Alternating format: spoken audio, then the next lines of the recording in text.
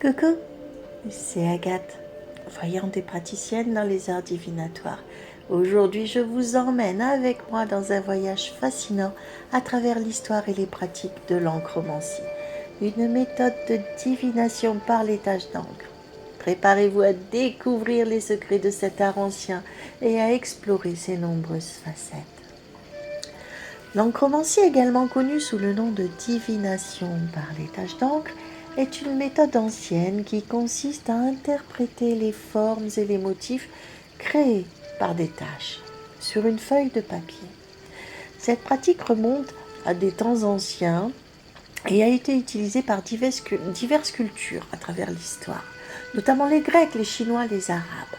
Les premières traces de l'encromancie remontent à l'Égypte ancienne, où elle était utilisée pour prédire l'avenir et obtenir des conseils spirituels. L'encromancie a traversé les âges et les continents, évoluant au fil du temps et des cultures. Dans l'Antiquité, les Grecs utilisaient cette méthode pour interpréter les messages des dieux, tandis que les Chinois l'utilisaient comme outil de méditation, de réflexion spirituelle. Au Moyen Âge, les moines et les érudits européens ont adopté l'encromancie pour explorer les mystères de l'univers et obtenir des réponses à leurs questions dans la spiritualité. Et plus récemment, au XXe siècle, la célèbre voyante française Luz Vidi a codifié cette méthode et l'a popularisée en faisant un outil précieux pour nous encore les praticiens des arts divinatoires. Pour pratiquer l'encromancie, vous aurez besoin, c'est simple, de quelques matériaux, comme une feuille de papier blanc.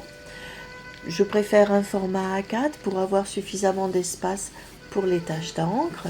Il vous faut de l'encre, de la couleur de votre choix. Moi, personnellement, j'utilise l'encre et l'aquarelle et un pinceau. Et pour pouvoir interpréter plus profondément, des fois j'utilise l'encre de Chine. Il vous faut soit un stylo plume, un encrier pour projeter l'encre sur la feuille ou vous pouvez la projeter avec votre pinceau. La préparation, vous commencez par écrire au dos de votre feuille, celle où vous allez jeter les taches, votre question au dos de cette feuille blanche, ainsi que quelques renseignements personnels tels que votre prénom, votre date de naissance et la date du jour. Cela va vous permettre de concentrer votre énergie et votre intention sur la question posée. Pour l'application de l'encre, on projette de 3 à 13 taches d'encre sur la feuille. Toujours un nombre impair, parce que les nombres impairs sont considérés comme porteurs d'énergie positive et équilibrée. Jamais dépasser le chiffre 13 quand vous jetez les taches, sinon vous recommencez, vous reprenez une autre feuille. Donc entre 3 et 13 taches d'encre jetées sur votre feuille. Vous pliez ensuite, pour la création des motifs, vous pliez la feuille en deux, d'abord verticalement, puis horizontalement, en faisant assez vite tout de même pour éviter que l'encre ne sèche trop vite. Et vous pressez pour étaler les taches d'encre.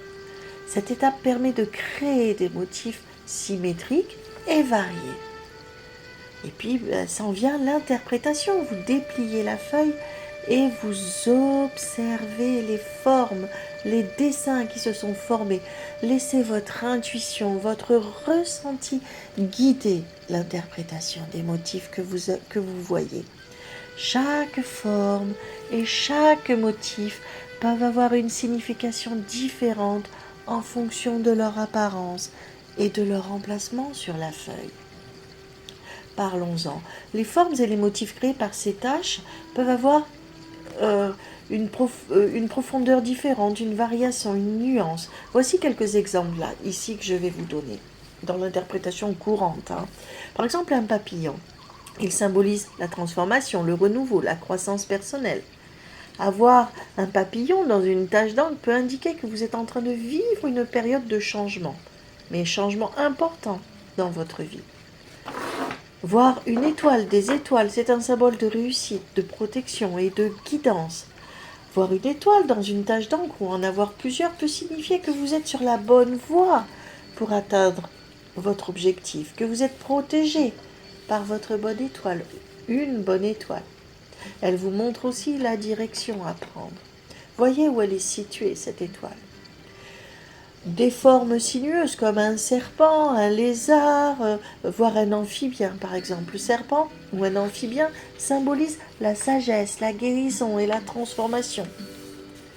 Voir un serpent dans une tache d'encre peut indiquer que vous avez acquis une grande sagesse, une grande facilité de réflexion et de compréhension, que vous avez la capacité aussi, si c'est un serpent, de vous guérir, de lâcher votre ancienne peau, de transformer, de transmuter sur des situations difficiles.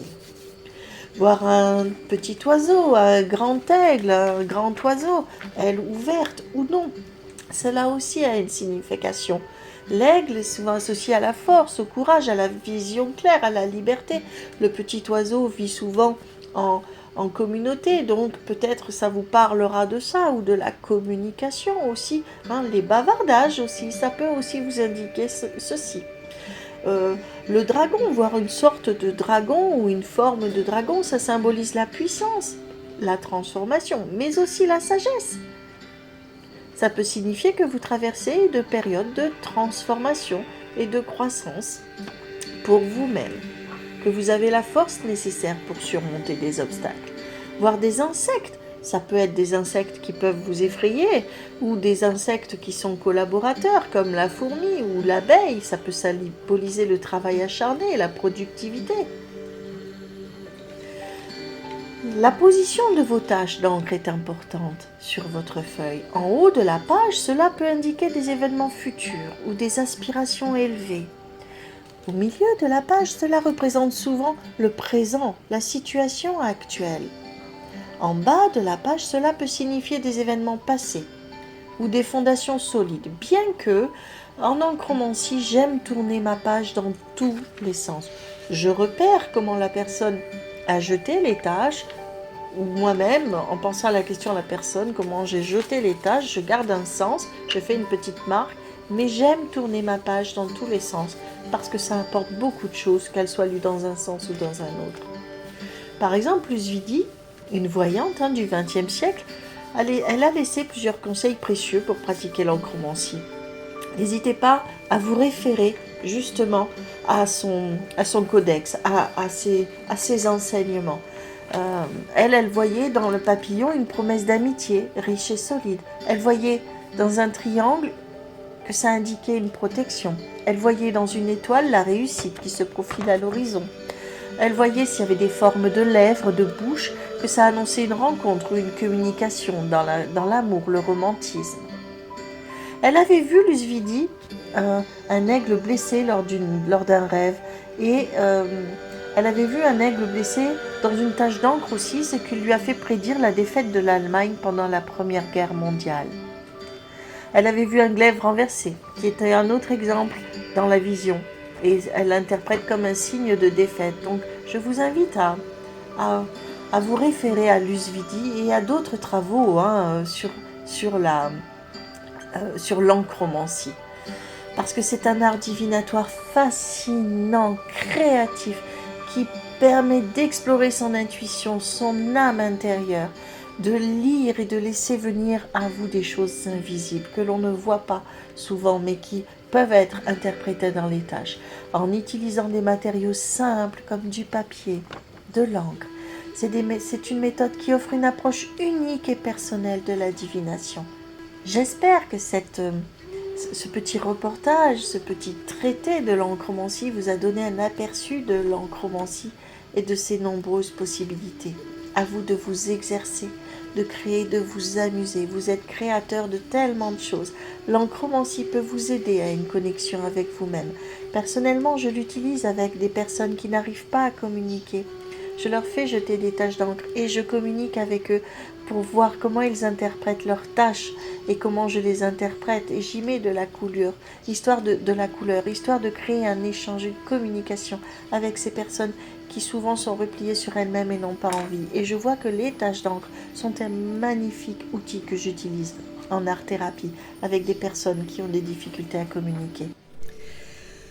Il est important quand même que je vous parle du test de Rorschach. Ce test a été créé par Hermann Rorschach, un psychologue suisse en 1921, inspiré par un jeu d'enfant qui consiste à créer des formes en pliant des feuilles avec des taches d'encre. Ce médecin, ce psychologue, a développé ce test pour explorer la personnalité et le processus psychologique des individus. Il a utilisé 10 planches avec des taches d'encre symétriques, dont 5 noires et 5 noirs et rouges sur fond blanc.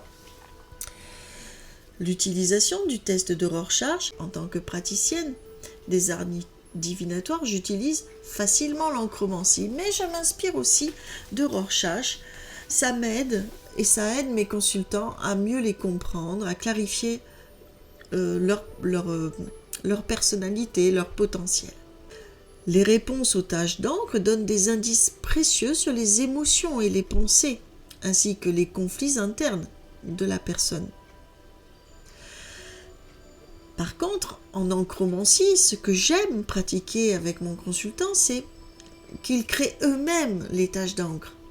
Mes consultants projettent des aspects personnels et intuitifs de leur état d'esprit. Les formes et motifs émergents sont interprétés symboliquement pour offrir des concepts sur leur situation actuelle et leurs préoccupations futures.